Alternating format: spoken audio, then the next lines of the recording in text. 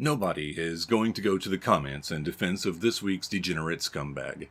But feel free. Apparently YouTube likes that sort of thing. You probably know what it's like to have someone take advantage of your weakness in a system leveraged against you by the rich and powerful. You, or someone you know, has been grifted. Nobody knows for sure when the first grifter appeared. Did they exist in hunter-gatherer societies? How did they function in early communities where most people performed difficult manual labor? We just don't know. What we do know is that once currency was created, some devious people figured out how to use fraud to their advantage. Sometimes it might be as simple as shaving metal from coins before putting them back into circulation. Those who were ambitious might resort to cheating in games or bribery if it was available. In the modern world, though, it takes more skill for a grifter to earn a living. Charles Ponzi was so successful that his name became synonymous with fraud, and the collapse of his short-lived financial empire ruined entire communities. Early life. Charles Ponzi was born in Lugo, Italy in 1882. His ancestors had been quite wealthy, but by the time Ponzi was born, the family fortune was long gone. He started working at a young age as a postal worker and was soon accepted to the University of Rome. Charles went off to college but developed a problem. All his wealthier classmates considered their time at the university to be a 4-year vacation. Charles was inclined to follow them around as they went to cafes, operas, bars, and anywhere else they could spend money. But since he didn't have any money, it didn't work out well. Charles Ponzi left college after 4 years completely broke and with no degree.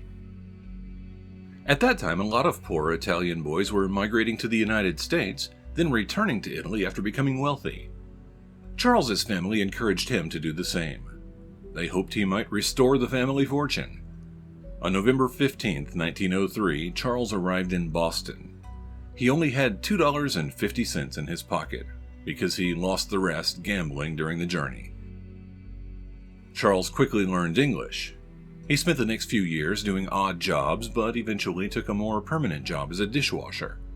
He slept on the floor of the restaurant at night and worked hard every day. He was eventually promoted to waiter. Soon after being promoted, Charles Ponzi was fired for shortchanging customers. Grifter Training Program. After failing to become wealthy in the United States, Charles moved to Canada in 1907. He settled in Montreal and became an assistant teller at the recently opened Banco Zarossi. It was a bank started by Luigi Zarossi that serviced the large number of Italian immigrants arriving in the city. It was here that Charles first observed the scheme that would bear his namesake. At this time, however, the strategy was known as robbing Peter to pay Paul. Zarossi was paying 6% interest on bank deposits, which was twice the going rate. After being promoted to bank manager, Charles Ponzi realized that the bank was in deep financial trouble because it held a lot of bad real estate loans. Zarossi was paying interest by using money from new deposits. The bank failed and Luigi Zarossi fled to Mexico with most of the money. Charles stayed in Montreal, although he planned to eventually return to the US and start over. This was difficult as Charles Ponzi was most definitely broke. One day he walked into the offices of a former Zarossi customer and found that nobody was there. He found a checkbook and wrote himself a check for $423.58. Charles also forged the signature of the company's director when signing the check. The police questioned Charles not long after he cashed the check as they noticed he was spending a lot of money suddenly. Charles Ponzi announced, "I'm guilty." He was arrested and convicted, then sent to prison for 3 years. After finally being released in 1911, Charles decided to return to the US. Unfortunately, while returning, he was also caught participating in a scheme to smuggle illegal Italian immigrants into the country. He was sent to prison in Atlanta, Georgia for 2 years. While in prison, Charles Ponzi met Charles W. Morse. Morse was a wealthy Wall Street businessman and speculator and became a role model of sorts. Charles learned everything he could from this experienced swindler. Thanks to his experience at the bank in Montreal and now armed with knowledge from a professional criminal, Charles Ponzi had everything he needed to separate people from their hard-earned cash. Failure, then success. Upon leaving prison for the second time, Charles returned to Boston. He began his new life there by working at a mining camp as a nurse. A fellow nurse was in an accident and had severe burns over a large part of her body. Charles didn't know her, but volunteered to have 2 operations that removed skin from his back and legs. The donated skin was used to help the burn victim recover. Charles suffered respiratory complications after the surgeries and eventually lost his job. After recovering, he continued moving around looking for work. He eventually met Rosa Maria Necco, a stenographer from a family of Italian immigrants. She married him in 1918. For some time, Charles worked at the grocery store his family's wife owned. One day, Charles decided he could create a publication and sell advertising. He started a company and tried to sell businesses on his idea. Nobody was willing to give Charles Ponzi money, and his new company failed. He then started running the family grocery store, and it too failed shortly thereafter.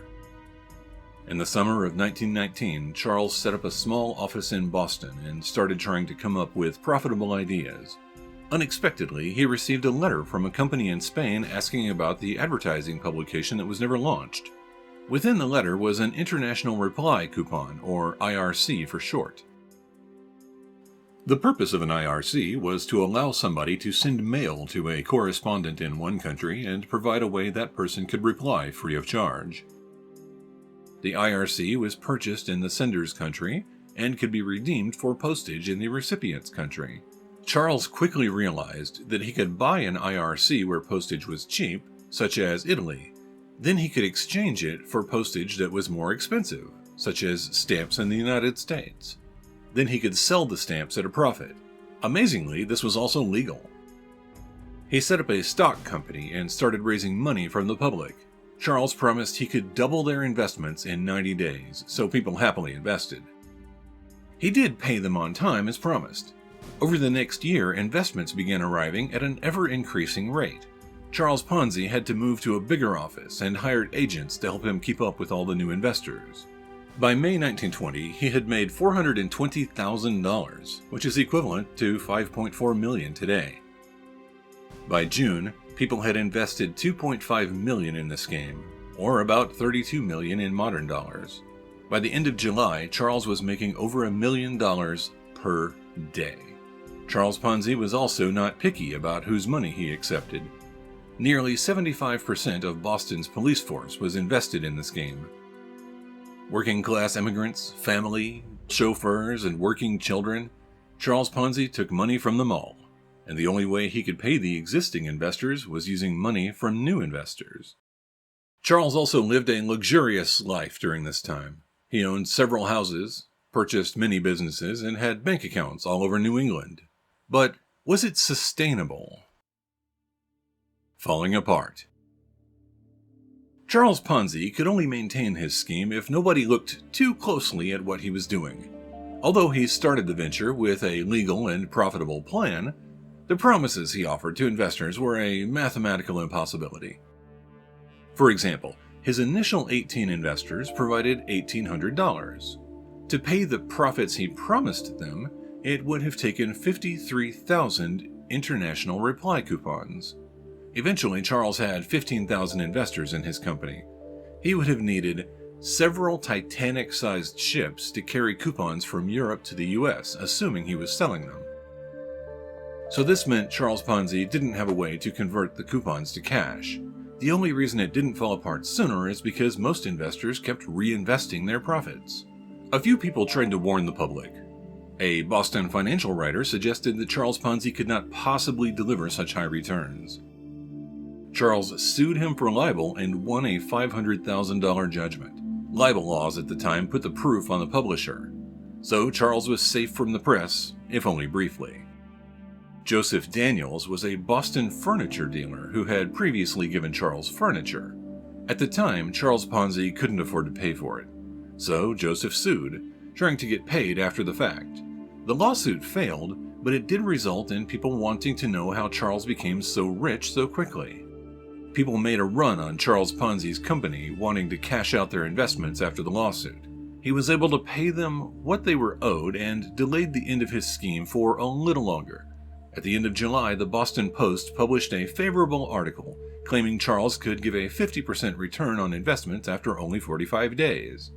Thousands of new investors were happy to give Charles Ponzi their hard-earned cash. It more than made up for those he lost earlier.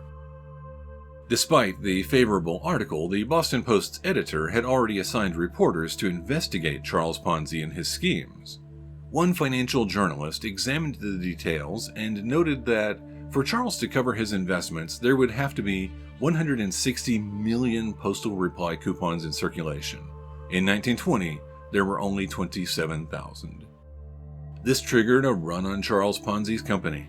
Eventually, he was no longer able to pay out to investors, and the banks would no longer cash his checks. The inner workings of his plan were clear for all to see. Charles surrendered to federal authorities on August 12th. The collapse of his investment strategy closed 5 banks and bankrupted nearly all the investors. In total, about $20 million were lost. That is equivalent to $193 million today. More prison. In 2 federal indictments, Charles Ponzi was charged with 86 counts of mail fraud. He faced life imprisonment. At the urging of his wife, Charles pled guilty. The judge, before sentencing, said, "Here was a man with all the duties of seeking large money. He concocted a scheme which, on his counsel's admission, did defraud men and women. It will not do to have the world understand that such a scheme as that can be carried out without receiving substantial punishment." Charles Ponzi was sentenced to 5 years in federal prison. He was released after 3.5 years. Almost immediately, he was indicted on 22 charges of larceny from the state of Massachusetts. Charles sued, claiming it was double jeopardy to try him again for offenses already listed in his previous federal indictment. The case went all the way to the Supreme Court. On March 27, 1922, the court ruled that federal plea bargains don't have to be honored by states. And since he was being indicted on larceny and the federal trial was for mail fraud, it was not double jeopardy. In October 1922, Charles was tried for the first 10 larceny counts. He was broke and had to serve as his own lawyer.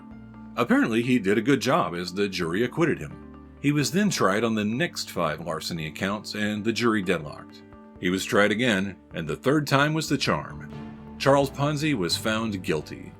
The sentence was an additional 7 to 9 years in prison. Officials also became aware that Charles had never obtained U.S. citizenship. The federal government began proceedings to have him deported in 1922. One last scam. Charles appealed his state conviction and was released on bail in September 1925. He fled to Jacksonville, Florida, where he started a real estate investment company. He offered investors tiny tracts of land and promised 200% returns within 60 days. He was selling worthless swampland. In February 1926, he was indicted, then convicted, for violating Florida securities laws. Charles appealed his conviction and was freed on bond. Then he tried to make an escape. He moved to Tampa, then shaved his head and grew a mustache. Charles then tried to flee the country by working as crew on a merchant ship. Somebody informed a deputy sheriff about this, who followed the ship to New Orleans. There he arrested Charles. Charles Ponzi was returned to Massachusetts to serve the remainder of his prison sentence. He was released from prison in 1934 and was immediately deported to Italy. Charles Ponzi's wife, Rose, didn't want to leave the U.S. and divorced him.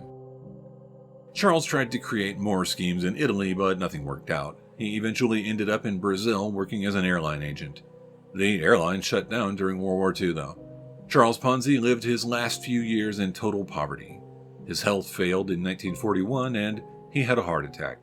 By 1948, he was almost completely blind. He died in a hospital in Rio de Janeiro on January 18, 1949. Shortly before his death, Charles gave one last interview to an American reporter. Even if they never got anything for it, it was cheap at that price. Without malice aforethought, I had given them the best show that was ever staged in their territory since the landing of the Pilgrims. It was easily worth $15 million to watch me put the thing away. Most of the time, when we tell the story of a famous criminal, there are no redeeming qualities. But Charles Ponzi, aside from being a thief, did have some admirable characteristics. He risked his life to save a fellow nurse he didn't even know, and during the time he was wealthy, he did give generously to charities and the poor. Of course, he also ruined the lives of thousands of people by taking their money and losing it, so Charles Ponzi won't be winning any humanitarian awards. It would also be comforting to think that people learn from the past and the schemes of Charles Ponzi could not happen again. But it's just not true. In 2008, Bernard Madoff used the exact same strategy to defraud investors. He was far more successful than Charles Ponzi, taking in $18 billion. Relatively speaking, that is about 53 times the amount Charles was able to acquire. Charles Ponzi, like most grifter trash, seems to be a natural byproduct of civilizations based on human frailty and the need to desperately cling to any shred of hope that you can get out of your wrecked life circumstances. If you disagree, fight me in the comments. And thank you for watching Bad Things in History.